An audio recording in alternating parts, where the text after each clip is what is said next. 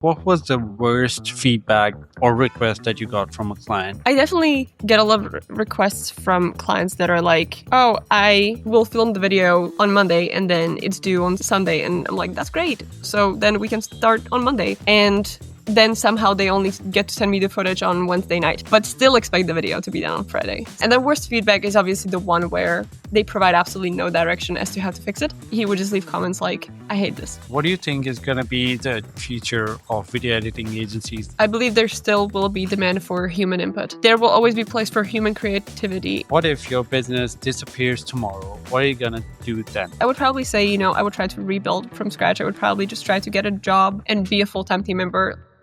Welcome, Jana, to the show. And this podcast has been long overdue. Let's get started. Thank you so much for having me. First questions first. If you were to talk about your journey, whole career that you've had, what title would you give it and why? I would probably borrow the quote from Leila Hormozi. It's one of my favorite quotes ever. It says, be uncomfortable now to be comfortable later.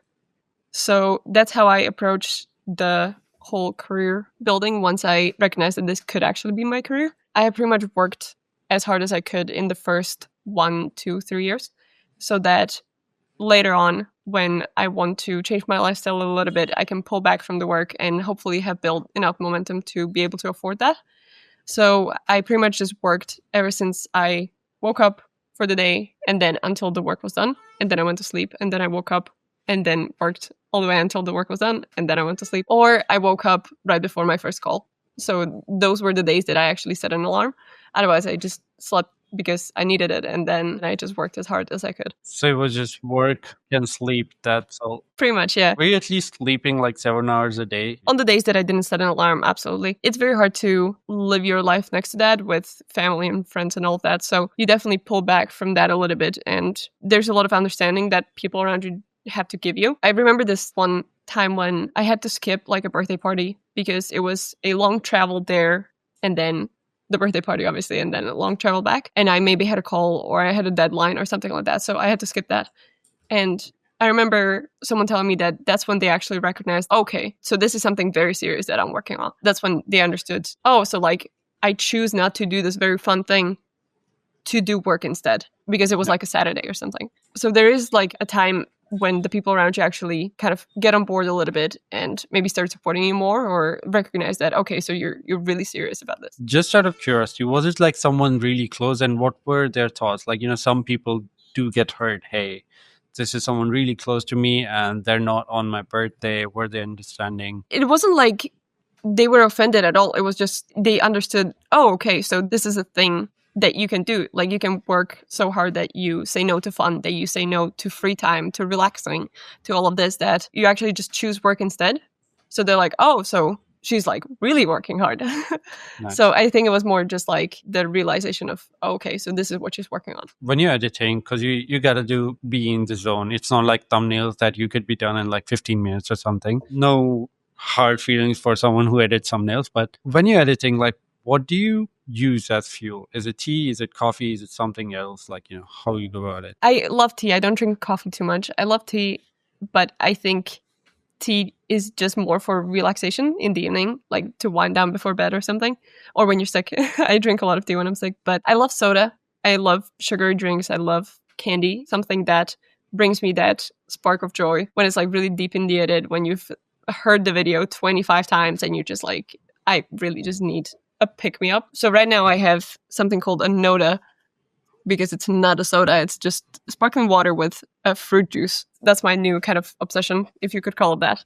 They might just sponsor you someday. You tweet about them. What was the worst feedback or request that you got from a client? I definitely get a lot of requests from clients that are like, oh, I will film the video on Monday and then it's due on Sunday. And I'm like, that's great. So then we can start on Monday. Then somehow they only get to send me the footage on Wednesday night, but still expect the video to be done on Friday. So those are the requests where I'm obviously some misunderstanding on how this works and how long things actually take. And the worst feedback is obviously the one where they provide absolutely no direction as to how to fix it. So I've had a client who I'm no longer working with because it was very difficult to communicate. And I believe that you can still give feedback and be kind, but he would just leave comments like, I hate this. And that provides absolutely zero direction. Is it the color that you hate? Is it the font that you hate? Is it the composition? Is it the framing? Is it the transition? You need to kind of tell me what you hate about it, what you would like me to do instead. If you hate the color, just give me some colors that you like. Give me some fonts that you like. Can you send a link of a composition that you would like better? Or you can draw on frame or something like that. Just give any sort of feedback. Or can you refer to a previous video of yours that you liked? Just give any sort of direction so that I can take it. I obviously can't read your mind. So if you just say, I hate this, that doesn't mean anything. I don't know what you mean by that. I don't know what you hate about it. Tell me what you hate. Tell me what you like. And that way we can actually get to something that you do want. There comes a point in time when you're working with someone for that long that you know what they're thinking. But that comes in like after at least, I guess, a year or two. Sometimes people, because this is quite a offline relationship where they leave comments and then later on I leave comments and then later on I leave a message and they leave a message. We don't see each other in real life. We have never met in real life. We have never seen each other. I think that there's a little bit of almost like dehumanization. They might see me as a robot a little bit, or it's just like a weird dynamic in this very ad hoc world. Maybe if they're leaving comments, they don't really think that I'm a person at the end of that. And so they just say, I hate this. And I mean, other than saying, I hate this, you could say, I'm not a fan of XYZ. Can we actually do this better? Yeah, like I think this would really elevate the video or something like that. And you don't have to take a terrible amount of time to be nice to your editor and just overwrite everything and write disclaimers or anything. Just be nice, Just remember they're human too, especially when someone is just starting out and they can't afford to say no to a client because, and that hurts a lot, especially in the beginning. And to be perfectly honest, I did not stop working with this person of my own accord. I wanted to. It was in the beginning stages when I really don't feel like I can say no to people. And it took me a long time to get out of that stage, probably past the time that I actually could. I think there's a lot of pressure to be able to, cover your bills and all of that. So if you're the worker in that relationship, there's a lot of pressure to keep that client because they pay well or whatever. It's on the person who holds more power in the relationship to be kind and actually make sure that the relationship is not horrible for both sides. Because I'm sure he doesn't enjoy that either. In PTYA, the cohort that we had, Ali actually shared a video that he was one of the editors edited the long form video and he was just hopping on Loom and pausing and telling, I don't like this part, it'll be better if we do this, or kudos to this part. Obviously it shouldn't just be all the bad stuff. You should congratulate if they do something new. And it's actually something that you like. And if you highlight things that you like, then they know what you like. And then they can replicate it in your next edits. So I think that's very helpful. It's just as helpful as saying the things that you don't like. Your business, JCut Studio, you started it during the pandemic. Why did you start it? Because there were a lot of video editing agencies. Other than making money, what was the other reason that you started this business? I was very new to this whole thing, the YouTube economy. I didn't really see it as a money-making thing. I just saw it as a very fun job. I used to watch the behind-the-scenes vlogs of all the favorite creators because I was just wow, they're just having fun in the studio. They're all cool people. They're all nice to work with. It's not corporate at all, which is what my whole idea of work was. I thought that that's where my life was heading. So I would kind of just daydream about, oh, it would be so cool to have a job with one of the creators that I look up to. That would just be the coolest thing ever. I really wish I could do that. So whenever I was kind of in the depths of what am I even doing with my life? Where is my degree taking me? Can I even find a job at the end of it and all of that? I would just kind of browse the job posts of all my favorite creators and just hoping that I could find something there that could suit me. And one day I saw intern positions, which is something that I was probably too old to do. And I was doing my master's at the time. So I'm is this even something that I can do at this point? It's internship. I ended up applying anyway. And I went through a couple of rounds of interviews and trial projects and all of that. I was just there's no way that this is going to happen, obviously. They have hundreds and hundreds of qualified applicants. And somehow I ended up getting it. I have all the thanks to give to Gordon Greenhorn, who I still work with. He's an absolutely wonderful guy. He was at the time the videographer for Ali Abdaal. And so I became his intern, and for 6 wonderful weeks, he coached me in everything that I know. So that's how I kind of got into the door. Main mission by that time was just kind of get in however you can. And then once I was in, my next mission was make this stick. Just like make sure that somehow you can keep a job in the economy. So I recognized the thing that I could do long distance because I did the internship in London at the office that they had at the time. But I knew I had to come back and go back to my life, back to school, because I lived here at the time. So I need to find something that I can do long distance. I can do it over the internet. I don't have to come to the studio, because by that time I was just helping with filming setup and filming IRL and all of that. I picked up editing. I took Ali Abdaal's course, obviously. It was very, very, very good. And I still recommend it to anyone who wants to get into editing. Just take the Final Cut Pro course. You can take it on a weekend. If you have good taste, if you love watching YouTube video and are constantly like consuming on what that looks like, what are some new transitions and animations that people use and stuff like that, you can learn all of those and how to do them. You just need to like things that other people like, obviously.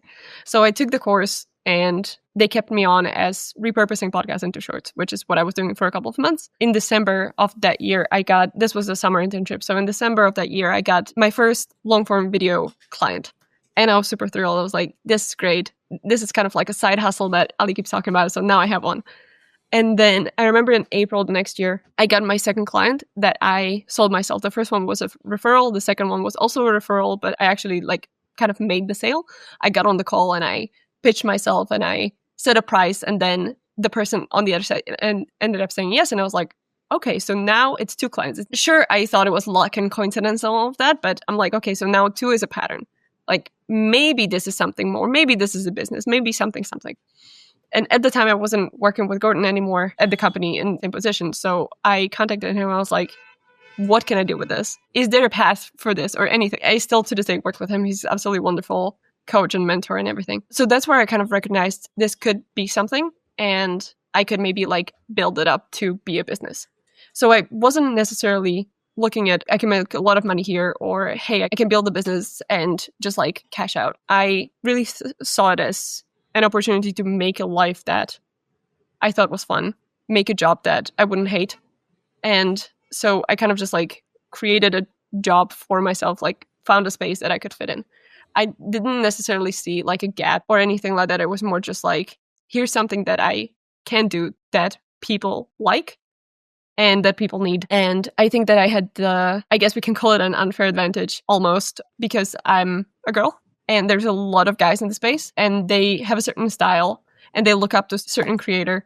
And I don't actually still to this day know a lot of female editors or people kind of in the back end of creating videos. I know a couple of them and they're super talented.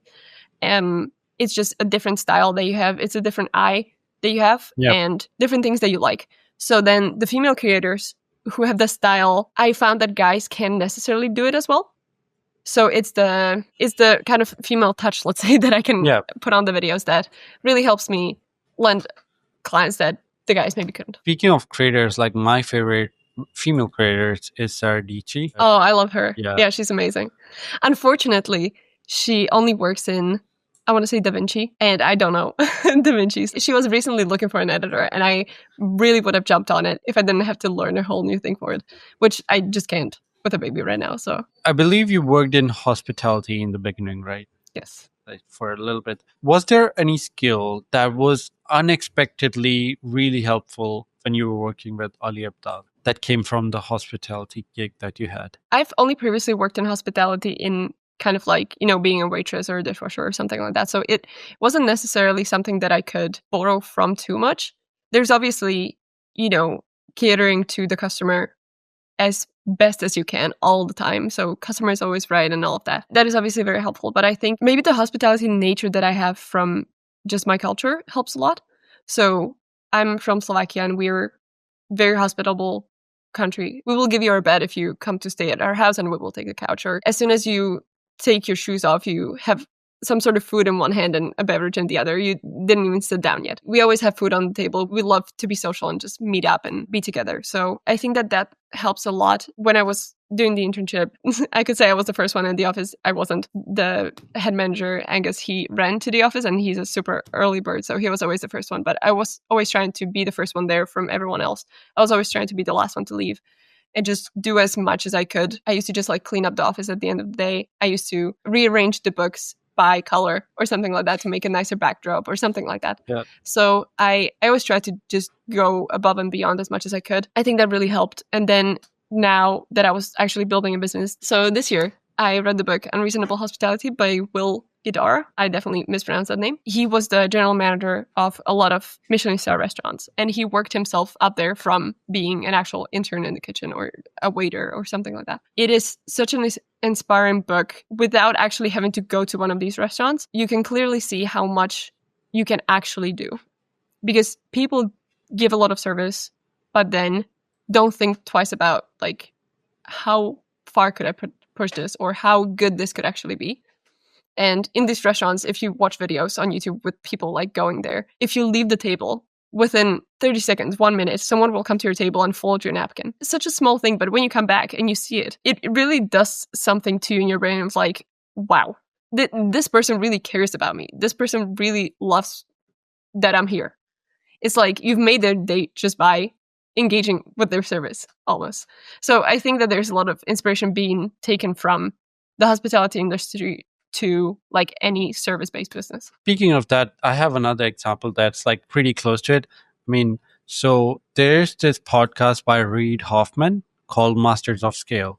And one of the guests that came in was actually the CEO of Airbnb, and he was talking about like the 11-star experience. What can you do to one up the experience? It's like it's a great podcast. So I would suggest everyone to like listen to it. It's like an hour or something long that talks about something similar. So how can you one up the experience so like, someone actually loves coming back to the said Airbnb or your service? To bring up another podcast, I was listening to a chef, one of the best restaurants in the world that's based in Copenhagen, and she was talking about how if you're already in the kind of Michelin star sphere, if you have 1 star, the only difference between 1 star, 2 star, and 3 star is the level of service.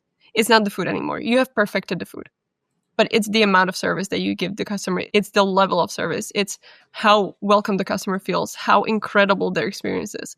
Can you greet them by their name? Can you know their allergies already when they show up? Can you know why they're having the experience that they're having and all of that? It really is like the closest thing to magic I've ever experienced going to one of these places. It really, like, at the end, even if you don't drink a drop of alcohol, you feel almost drunk at the end of it. You're just like, how does this exist? So you have edited for multiple different, like completely polar opposite, creators. Yeah. So what's the process that comes in with you and your team? Like, how do you adapt to, let's say, a new creator came in and they're not the style that you've done in the past, or like way different? I don't know how other people do this, but I'm not actually married to a style. Like, I don't think I have a style. I don't think that the people on my team have a style. I'm sure they have a style that they like, but to me, it's about the style that the creator needs. So I consume a lot of YouTube. I don't watch a lot of other TV. I try to because I really enjoy it, but during the day, I just consume a lot of YouTube. And when I speak to a creator, I can see what they're trying to do with their channel. I can see which audience they're trying to cater to, and then I can kind of pull examples that I have in my head of people that I like, I think could fit their style, people that we could combine elements from, marry them with the elements that the person kind of already has in their mind. Okay, I really like this. I really enjoy looking at this. And I think that this could really work for me. And then we create a style for everyone that is personal to them. Something that I'm working on now is like creating an asset pack for everyone that I work with. So this helps us obviously internally to just like keep to the same style and make sure that the videos actually look cohesive, but also to make this person help them stand out. Because if they come to me and they say, oh, I really love the style of Ali Abdaal, can you just recreate that? I don't think that's the best approach at all, because then no one will ever pick this person over the original Ali Abdaal. Yep. Especially if they have a smaller following, it doesn't make sense at all. So it's always better to pick elements from people that you like and then create your own style. Even if it's inspired by other people, it's still your own style. We have like an official questionnaire that people fill out in the beginning when they work with us. And I always try to ask people to, because people love to just say, oh, I love the style of this person. But I really have to dig deep into what do they love about the style. Is it the animations? Is it the flow? Is it the type of B-roll that they use? Is it the font? Is it the colors? People like different things, and they will just tell me, oh, I love this video. But then when I ask them, what do they like about it? And they just say colors. It's just like, I would have gone a totally different direction with this if you didn't answer this question. Specified. Yeah. Because then they give me like 5 different examples and they say, okay, so I like the pacing of this one, the colors from this one, the animation style from this one, and then I like the way that they script their videos from this one. And that is so much better answer than just like, oh, I like Ali Abdaal, Imagaji, or I love Dea. I love all these people too. And I love their styles and all of that. But what is it exactly that you love about that? I love Dea because she speaks to me in a language that I understand. I love Ali's because they're so easy to consume. And they're concepts that I want to know, but I can't necessarily do all the research myself. I love Imagaji because he like motivates me and kicks my ass when I need it. That kind of thing. You love these different people for different reasons. And you really need to think about that, especially in the beginning when you're trying to establish your own style. You really need to dig deep. What is it that I like about these things? What is it that I don't like about these things? And how can I pick from them and then make it my own? You talk about condensing the stories without like losing the essence of them in a way, right? What happens when a client says, no, I have to cram this much information into like a 5-minute video? Like, do you give a pushback, or like do you give suggestions? How does that go? I don't necessarily have that issue. I always try to explain that the video is kind of as long as it needs to be. I think there's actually a trend to the opposite direction at the moment. People want longer and longer videos, especially when YouTube is watched on TV a lot more now. There's a lot more kind of leeway that people have here. It's not as much about the short video, especially for an audience that will purchase something, hopefully at some point, especially young business owners. I think they want more in-depth videos, more longer kind of masterclass videos. They don't make you feel like they have given you all the information or they have explained everything that they could or as in-depth as they could. So I think that it's actually going in the opposite direction. It's almost like a marriage between a podcast and a long-form video. And people are getting away with a lot more chatty videos, a lot less edited videos. When I say less edited, people, a lot of the time, they're just like the no edit. Yeah. Which is still an edit. It still takes time because the time doesn't necessarily go to, of course, the animations are time consuming and everything, but once you've systemized things, time goes to actually crafting the pace of the video. What should be included? What should be cut? Watching it over and over again, talking back and forth between, okay, do we need to keep this section? Can we get away without that section? Are people going to drop off here? Do we need to explain this better? That kind of thing. So the time is still spent on crafting a good video, even though it doesn't look like there's a lot of things happening, if that makes sense. I don't know if like your site says the same thing right now. You had that 72-hour turnaround time for that. Does it still say that? I believe it still says that. I say average just to make sure that people can set their expectations straight, because there are some people who want a podcast, for example, and a podcast might be half an hour long, might be an hour and a half long. Some people want more or less edited videos. So it really depends. It depends on a lot of things. It depends on how much footage do you send me, how much things you want to happen on screen. Some people just want a killer intro for the podcast and then the rest is simple. And that's fine. That can happen in 3 days. But a lot of the times it can't, because you want to bring up so many other things. This also is for the version 1. So for a regular, good old average YouTube long form that is 15 minutes long, that we have worked together before on, it is perfectly reasonable to do that in 3 days, especially if we know each other already. The first couple of videos obviously will take longer because there's a lot more back and forth. There's maybe sometimes we just redo the whole video. Maybe we just need to, a couple of videos, maybe you first need to approve the A-cut, and then we go back to doing the animations. Then you approve the animations. Then we go back and forth a lot. So it just depends on so many things. But on average, absolutely, it takes that long, yeah. There are a new editor, and they do those highly edited motion graphic reels, and they also do long form videos. And he's like, how do you go about the pricing approach for this set thing? Like, these are like completely different videos, and probably the creators are different too. So there's an incredible Twitter post that breaks down the pricing and all the different ways that you can price things, that explains it to editors, but also to creators. I think creators need to at least see the process once to understand truly what goes into it, because obviously they want to pay as little as possible, and the one who actually makes the video wants to charge as much as possible. So you just need to kind of find a good balance there. But I would say consider your specific situation. Don't look at what everyone else is charging. Do you want to compete on price? Do you not want to compete on price? Do you have a lot of expenses? Are you paying for a lot of great software that you're using that no one else is using? It kind of just depends on what your situation is. If you're working on your own with very low expenses, then you can be maybe more competitive on price, and you can be super competitive on speed and all of that. So recognize what your strengths are and then charge based on those. Charge based on how much of an impact you're making to the creator. There was a great podcast with Cody Sanchez, Alex Marmozzi, and Daniel Priestley on The Diary of a CEO. And they were talking about how you can actually be missing out on more money when you charge based on what it costs you, for example. So you need to charge based on, take into consideration what it costs you, but also how much value you're providing.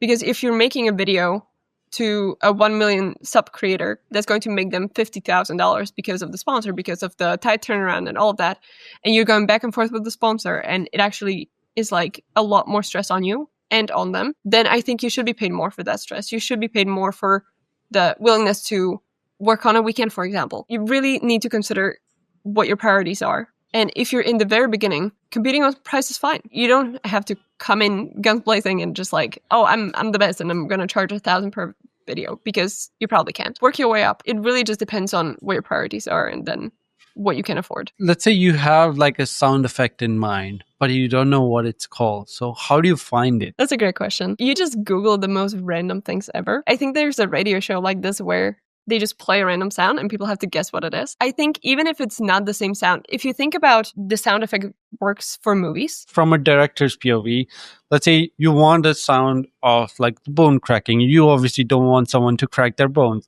right? Yes. So you find something that sounds similar and just use Exactly. that. Exactly. So even if it's like a mouse click that you are playing on screen, the click can be a click of a button or a click from like a light switch or something like that. As long as it fits the scene, it's fine. So you just Google the most random things, what it sounds like when a popcorn pops, and then could that be it?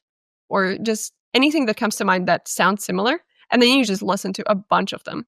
And take breaks and listen to other things in between, because at some point things just start sounding, when you say the same word over and over and over again, it doesn't sound like a word anymore. Things bleed together. So just like take breaks. This goes for everything. What are like the key indicators of like a healthy workspace? You have worked for businesses and you now have your own business where you have people that work for you. What are the key indicators for a healthy workspace? And how much creative freedom should you give like a motion graphics artist? Not being afraid to talk to anyone in the company. So let's say it's my company and I have a team. None of the team members are afraid to talk to me or ask me a question. We had the same thing when I worked at Ali's. I wasn't afraid to talk to anyone. I could just write Ali a message. That was a thing that could happen. So I think that is the number one thing. No one is really afraid at all, even to bring up an idea that you will be shut down, that you will be ridiculed, that people will make fun of you, that there was just none of that. And I always try to replicate that in my company as well. I think as long as people enjoy working, they will do a great job. So there's absolutely no reason for me to just instill fear in people or anything like that. It doesn't make sense at all. When it comes to creative freedom, I think as long as it is based off of the brief that the creator sends, I think the editor should have all the freedom, because you never know what they can dream up, what they can create. So when I first hired any team members at all, I obviously was leaving my comments on the videos and making sure that the videos are as great as they can be, but I never ever commented on the style. As long as it fit the creator, I never was like, oh, I really don't like this. I prefer that it's a different color or something, because my preference doesn't matter at all. It's the creator's preference. So if the creator came back and said that they didn't like something, then we changed that. But it's not about me. Whatever the editor wants to do, as long as the creator likes it, I'm happy. I think that kind of micromanaging their creativity would absolutely kill the joy that they have to work. So as much creative freedom as you can give to the artist, the better. I believe like these healthy work-life balance things apply to you as well, or is it? So the way I see it is that my team handles a lot of editing, and that's their job. And my job is everything else. So as long as my job is everything else, there's no work-life balance. Just to give you an example, I have a baby and she wakes up multiple times a night to hang out, sometimes scream, sometimes feed, sometimes just diaper change, whatever. And during those times when she's just feeding and I have nothing else to do, I'm just sitting there feeding her, I answer Slacks. It's 3 a.m. I'm answering Slacks. As long as it's not too stressful for you, or then you can go to sleep after you've answered the Slacks or something like that. I think work-life balance is important when you can afford it, if that makes sense. Back when I was hustling, I could not afford to have great work-life balance. I think if you have a certain runway, like let's say you quit your job and now you have 1 year of expenses saved up and you're like, I have to make it by this year. You will do everything, or you should do everything that you can to make it work. So you should work as hard as you can. You should cut down on your expenses as much as you can so that you give yourself the best chance to make it. So there was no reason for me to not work on the weekends. I can imagine that I'm trying to make something happen and I'm trying to give it my best. And then I'm just like, yeah, I'm not going to work on the weekends because I want to relax. Like, those are 2 whole days that you can get ahead of other people, that you can just do outreach or something like that. So I think that work-life balance is absolutely important, but don't overdo it. I don't know. I have a baby and I have a business, so there's no work-life balance for me. What's like the typical workflow for like an explainer video? Like how much time do you allocate for mood boarding? Obviously that does happen for the first video that you do. Yeah. So I think there's a lot to be said for a great onboarding setup, because as much information as you can get in the onboarding stage, the less you need throughout. So I think if you have a great onboarding system, then every next video should be simpler and simpler and simpler and easier. And once you've learned what each other likes, then it should pretty much just like be a very quick process back and forth. I think have a good setup there.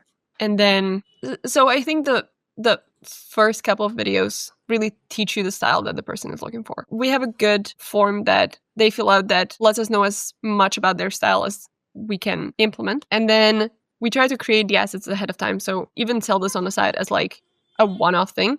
If someone just wants to get a style and then go get another solution for editing, that's fine.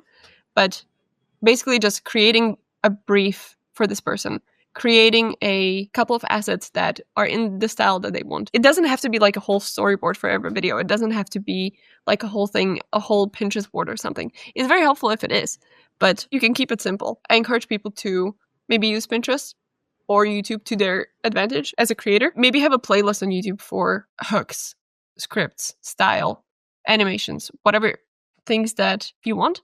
And then every time you see something, just add it to the playlist. So you can then share these with your future editor or your editor, existing editor, or your new editor.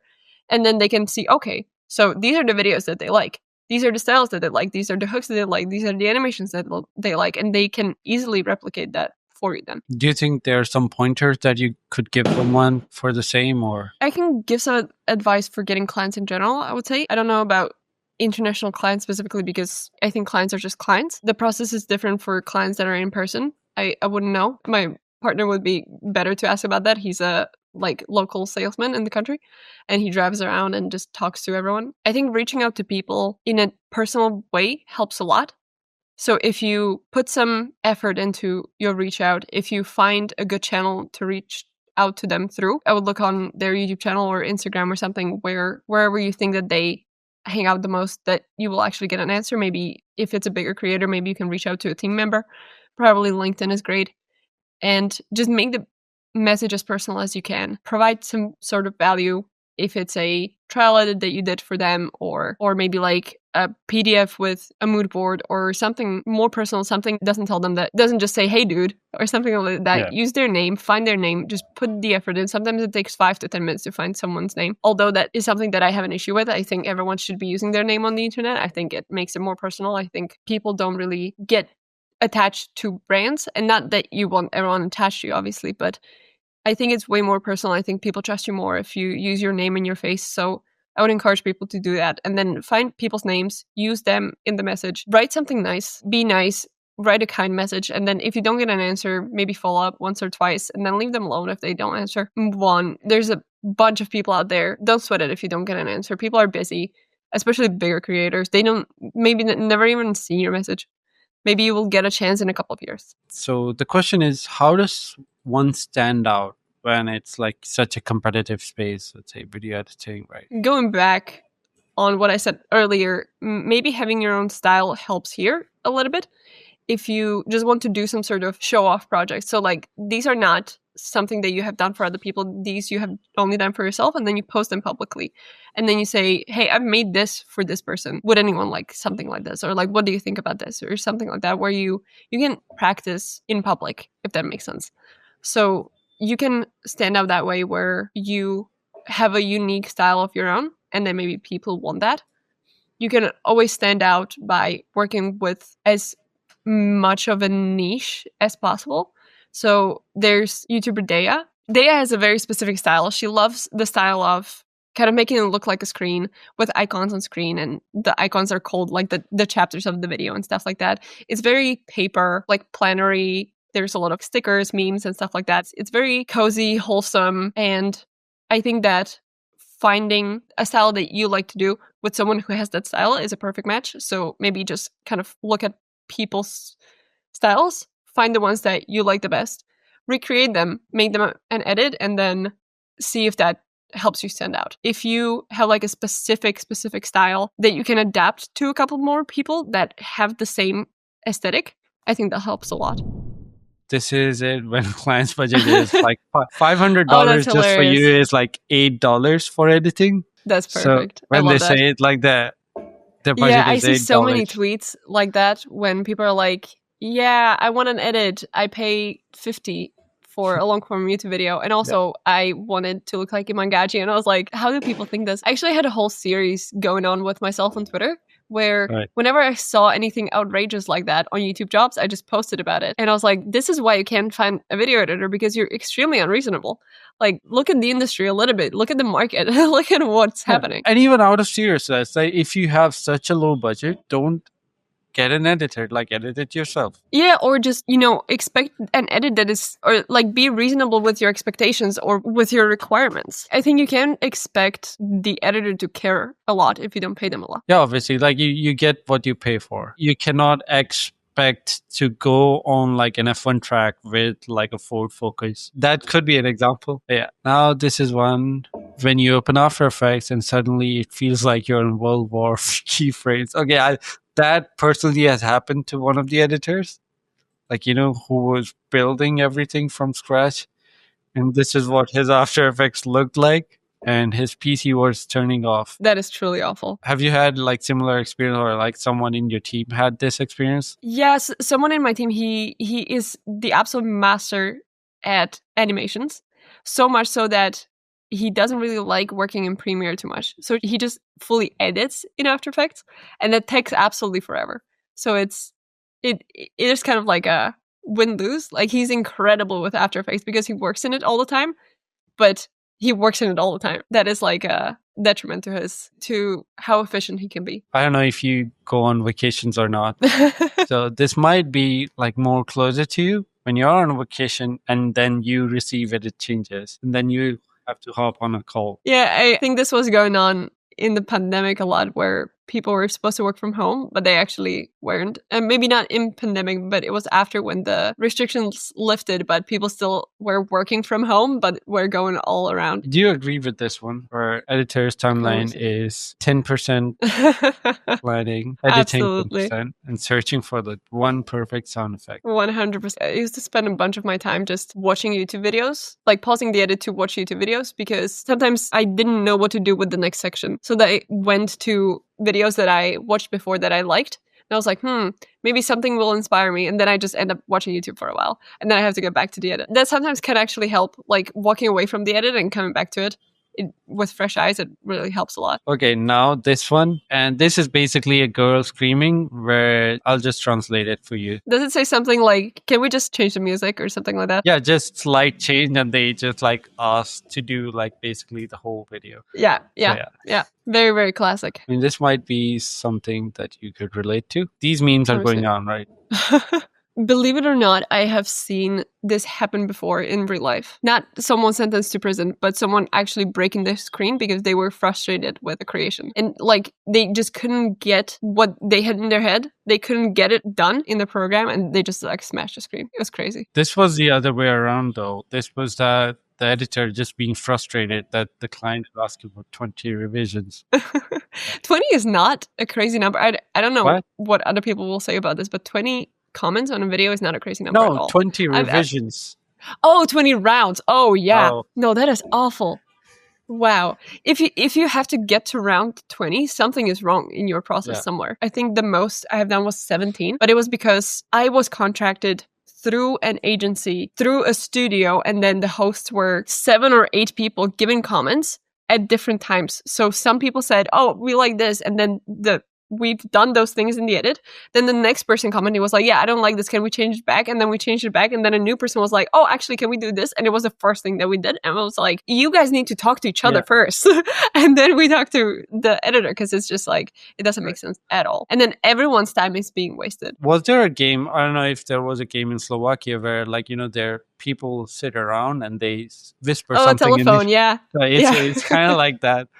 Absolutely, yeah. And the next one, the reality of editors, expectation, need a quick edit in 2 hours, and editors, sound effects, captions.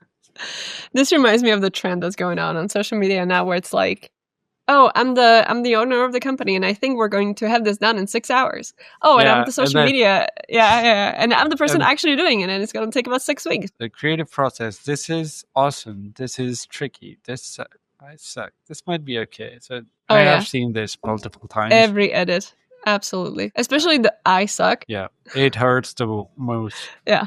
The Premiere crashes and you haven't saved.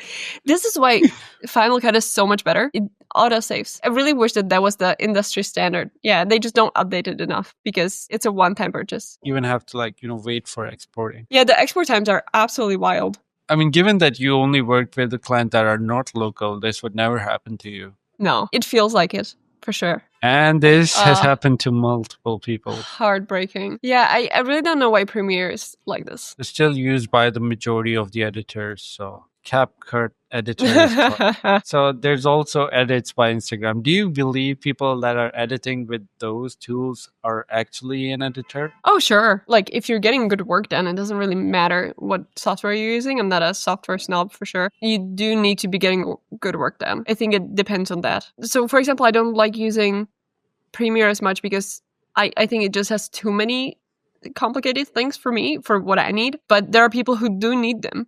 So I think it just depends on what kind of work you do and what you need from the software. But Premiere is still like a pro software editing tool. It's not for like sure. iMovie, right? Yeah, but if you're just starting out, I would still recommend Final Cut. But if you're just starting out and learning the whole software is a barrier to you, just use CapCut. It's fine. If you just want to learn CapCut or use edits and it's more automated or something, just do that. Like, whatever gets you posting is what matters. I think if I had to learn Premiere, I would probably just never do what I do. There have been some tweets where you did talk about that early on you had some issue with confidence in the beginning. But now that you're managing a team, how do you do that? And how has that mindset shifted? I think I still have a lot of the same issues. I wouldn't even call them issues. It's more just like a bad comment can still get me down just as much as it did in the beginning. I'm just maybe worried about paying my bills less than I used to be, but I'm still very much worried about losing a client because they don't like the work or anything like that. If you looked through my emails when I'm pitching someone, you can tell exactly how much confidence I felt in that time. Like, the price will change based on that, or the amount of pushback I give people changes on that. So I hate that it affects me so much. But when someone gives great comments, I'm like on the top of the world. I'm like, yeah, we're going to take this company to the stars. And then someone gives a bad comment, I'm like, yeah, I might as well pack it up. Everyone will leave tomorrow anyway. So it's just like, it's crazy how much it still affects me. I'm working on it every day. I definitely evolved a lot more in it. I'm able to say no now to some things. I'm able to push back on people. I don't automatically assume that I have to do everything that people ask. And understand me right, I still want to cater to the client in the best way I can. But when someone writes me on a Friday night and says, hey, can you do changes tomorrow morning? And I have plans tomorrow morning and they didn't let me know that they want me working on Saturday, for example, I say no because they didn't ask. Or, yeah, like, to the unreasonable requests, I'm able to say no now. I am able to push back on people.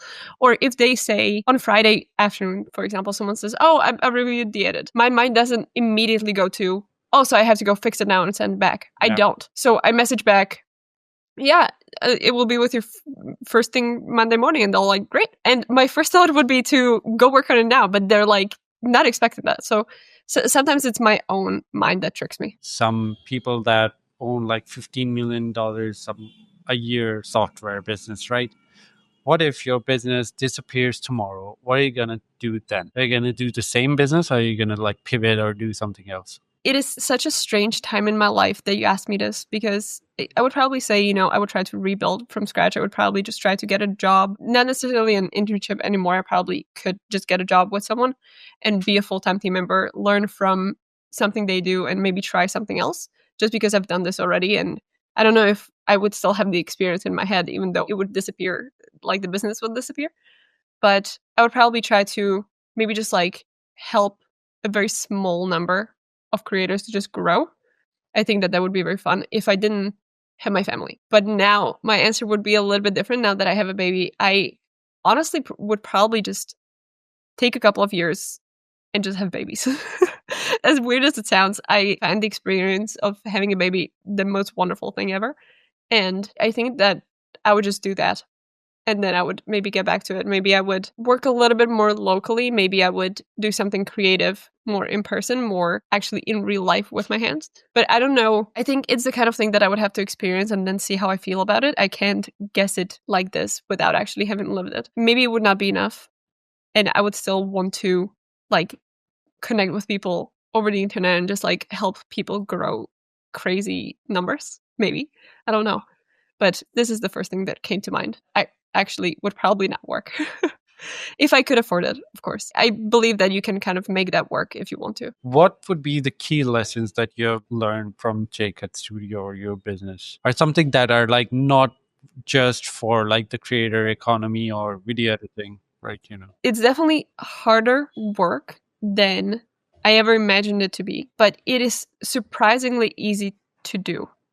So if you are working hard and you are learning and honing a skill that you can sell to people and you have good taste, there's not that much you can do to fail. As long as you're, nice to work with and all of that. Like, there are certain things that you have to have. There are certain skills that you have to be good at. But I think everyone can make this work if they do the right things and work hard. So it's surprisingly easy to do, but it's very, very hard work. So both surprised me, I would say, in the end, kind of how easy it is to even like get responses from big creators or something, how great of a community it is, how much hard work pays off. It's harder and easier than I expected. It's like following instructions, but the instructions are something that and the instructions change every day also. What do you think is going to be like the future when it comes to video editing agencies? Like, do they have to evolve? Because I'll give you an example. I had an inbound lead come in for an audiobook company. I'm not going to name them. So it was an audiobook company, and they were releasing their audiobooks for YouTube. So they had built this whole AI agent that was generating frame by frame. But the problem was the first few frames, like the hook, is not like intriguing enough. So they needed help only for the hooks of those videos. So what do you think is going to be the future of video editing agencies with like these tools popping up? Definitely have to keep up and evolve and everything, which I could definitely be doing a better job with. But I believe there still will be demand for human input. I keep joking with my agency friends about how if all the editors get replaced with AI, the clients will actually have to learn how to leave feedback. I think is maybe something that can happen. I don't know. But at the end of the day, enjoy working with people. And there will always be place for human creativity and for human touch. So I don't think that I would enjoy watching videos of an AI person teaching me something. This is a personal thing, but I don't have full trust in AI. I know that it's wrong a lot. And I would rather get the information from a human that checked it than from AI that didn't check it, if that makes sense. The end of every day, and I keep talking about Daya, she's one of my favorite YouTubers of all time. But at the end of the day, I would much rather watch a Daya video that I know is going to have funny memes that I enjoy, that is going to have very cool style that I enjoy, that is going to have her personality that I enjoy. And she can teach me about the business that she has come up with all the ideas for her. And I would much rather get inspiration from her because she has done it than from AI that can tell me everything that's possible. On your day-to-day tasks, like there is a mom brain and then there's a business owner brain. Like which one wins most? of the time. I actually think that the more like manager brain helps a lot with running the household and running everything around the baby. I think setting up systems is the same business as it is at home, and baby needs a lot of systems. There's so many things that we need to repeat all the time around the baby, so having a good system for them is actually very, very great. I think they complement each other very well. And then the mom brain obviously keeps track of the baby not dying and like all the time. That's a little bit disruptive for work because half of my brain is always kind of listening for the baby and always keeping track of where the baby is, what is the baby doing and stuff like that. So if you're at all able to, if you have to run the business, if you're at all able to have a little bit of distance for very short periods of time from the baby where you can get some work done, where you can only think about that, that is very helpful, obviously. But yeah, I think they complement each other really well. The other one is, how has being a mother changed your perception of yourself? It has made me way less lazy than I used to be because now I have such a limited amount of time to actually get things done that I'm excited to get them done because I'm like, oh, if I don't get it done now, it's not going to get done. And I have this potentially half an hour of her nap to do it. So there's just no like time wasted at all because when she's up, then it's just like the best time to have playtime and stuff like that. And just she is so cute and smiley and like you just want to do stuff and you want to do the best for her. So it really is like the ultimate motivation, if that makes sense. It also showed me how much I'm capable of in a lot of ways. So how much pain I can take, for example, how much I can serve other people, how much I can put my own needs to the side to cater to this tiny baby that needs all of my help, how much I can get done in a short period of time, how much I can love someone. It really just showed me how much more I can do. And if I now got to go back to pre-baby, I would live my life so completely differently. Like I would probably do so many more things now that I know that I am absolutely able to do that. Even before having a baby, were you a baby person or not? Like, if you saw someone else's baby, yeah, you get it. Yeah. I love babies. Yeah, Cool. I used to babysit kids and babies as much as I could in my younger years. And I would absolutely love to work with babies if I didn't have my own. My wife was completely different because me, ever since I was like a kid, so I had like, a lot of neighbors. And it's India, obviously, so there's a lot of babies around. So I knew how to take care of babies. But when our daughter we had to teach my wife how to hold the baby. Before you had the baby, like, were there any boundaries that you set after it that, like, so Jana that didn't have a baby at the time would consider unprofessional? I guess we could call this a boundary. So the baby's needs come first, obviously, over anything. So one thing that I wouldn't even consider unprofessional back then, I still consider it unprofessional, but sometimes it just has to be done. Like when the baby is not having a great time and I expect that she's already sleeping by a certain time and she's not, and she's having a hard time falling asleep and she's just crying all the time, I have to cancel a meeting very shortly before the meeting is starting. And that is not a great thing. I wish I didn't have to do that. Something you can't control. Yeah, absolutely. Out of my control. I have never experienced pushback from it. People usually understand. Somehow, most people I work with have their own kids, so they just know what it's like. And people are very, very understanding, especially to people with babies. I think that this is very different for fathers because they are not something that the baby needs all the time, especially smaller babies. Like I cannot leave for more than half an hour at a time. So it's like if a father can commit to a meeting, then he will probably make it to the meeting. But if the baby needs something, I kind of have to be there. That is one big thing that is a little bit annoying when it happens. But yeah, it sometimes just has to happen. Something that just comes out the top of your head. The most underrated to editing. Watching a lot of YouTube. Just genuinely just consuming a lot of content and as actively as possible. So think about what you like about that content. Even if it's movies. If you're in the movies and you see a transition, maybe you can use that in a video. But note down what you like and why, and just like consuming a lot of content. What is the best trend that you've seen with content creators nowadays? Including their team more in their content. If the team wants that, of course. I think that's great. I always love to connect with other team members. I think there should be like IMDb for YouTube. I want to know who edits people's content. I want to know who the person behind the camera is. I would love to just be able to look up, okay, so who is Dr. Mike's editor? I want to know. I want to connect with that person and chat and all of that. Now, the polar opposite. What's the worst trend that you're seeing that you absolutely hate? This is a personal pet peeve, but I hate the second angle. Long form YouTube videos. I think it absolutely breaks the trust that you're trying to build. I think it makes it very impersonal. Documentary-ish. Yeah. Exactly, yeah. And you're not making a documentary of yourself if you're explaining something. There's a reason why Ali Abdaal hasn't hopped on that trend.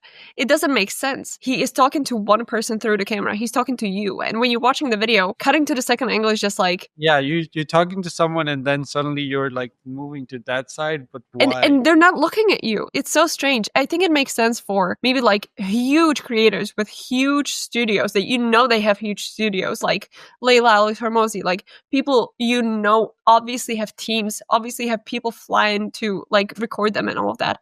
But I really don't think it makes some sense for someone in their own bedroom. It really doesn't.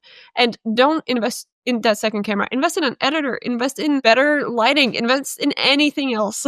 One person, dead or alive, you'd love to edit for? This person is very much alive, and I would love to edit for Best Dressed, Ashley, on YouTube. She doesn't post anymore, so she's kind of YouTube dead, if that makes sense. I would love for her to come back to YouTube and be her editor. 100%. She's my favorite YouTuber of all time. Now, the last one is, for someone starting an agency, what's the first system they should absolutely build before getting a client? I might know the answer that you've told in the past, but I'd let you. I would say have a checklist for your editing process. So what you do first, second, third and stuff. I think that helps. Sometimes you want to do the next thing, but you forget that something comes before then, and then you have to do that thing first. Checklists are very helpful. But lately, I've been a big fan of saved replies. If you're working as a customer support person, answering a lot of email, you have something called saved replies, especially in Help Scout, for example. I have to look if Gmail has this, but I save them in Notion. So I'm like, okay, whenever someone asks for an offer, here's my offer template. Or if someone asks to move their call, here's that template. Or if someone reaches out like, hey, what are your prices? What's your workflow? Here's that template. So I need the message to sound professional. I need that to be cohesive and stuff like that. And writing that over and over again, answering the same question over and over again from scratch, that doesn't mean that you don't have to edit the message or make it more personal or use their name or anything like that. But you don't have to edit it or like create it from scratch. It's like it's in filters. I also have a newsletter. So sometimes in a newsletter, I give them a lead magnet. I say, perfect. You know, just reply with this word and you'll get the lead magnet automatically. So it's like up in my Gmail. So anyone that like replies with that word is going to get like the set email as a reply within Gmail I love itself. That. So yeah, I haven't even touched the AI things that Gmail does as of yet. This was lovely. More time than we had expected, but it was lovely catching up. Thank you so much. It was lovely like talking to you after such a long time. Yeah, same to you. And these were such lovely questions. Thank you so much. And it was so much fun.